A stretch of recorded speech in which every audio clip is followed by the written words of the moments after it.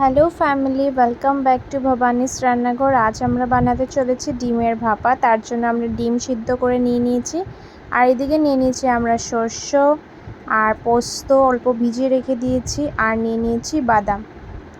এখন আমরা আর সাথে অল্প লঙ্কা দিয়ে দিয়েছি। এখন আমরা বানিয়ে নিব পেস্ট। তো শস্য, পোস্ত আর বাদামের আমরা এদিকে বানিয়ে নেব পেস্ট। তারপরে আমরা এদিকে বেসন আর হলুদ গুঁড়ো আর নুন আর লঙ্কার গুঁড়ো অল্প দিয়ে একটা ব্যাটার বানিয়ে আমরা ডিম যে আমরা ভেজে রেখেছিলাম ওই ডিমগুলো আমরা এখন কড়াইতে ভেজে নিব। দুনো সাইড ভালো করে ফ্রাই হয়ে গেলে আমরা উঠিয়ে নিব। আর এদিকে আমরা যে সরষে, পোস্ত আর বাদাম আর অল্প লঙ্কার পেস্টটা আমাদের পেস্ট হয়ে গেল রেডি। আমরা এরকম একটা বাটিতে নিয়ে নিব।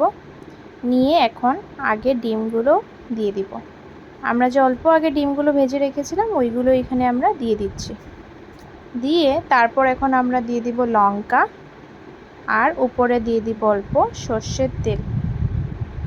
আর এইভাবে করে আমরা ঢাকা দিয়ে একটা প্যানের মধ্যে জল নিয়ে আমরা ঢেকে দিয়ে দিব। 10 থেকে 15 মিনিট রাখলে আমাদের ডিম ভাপা হয়ে যাবে রেডি। খেতে অনেকই দারুণ। অবশ্যই কমেন্টে জানাবেন কেরম লাগলো রেসিপিটা।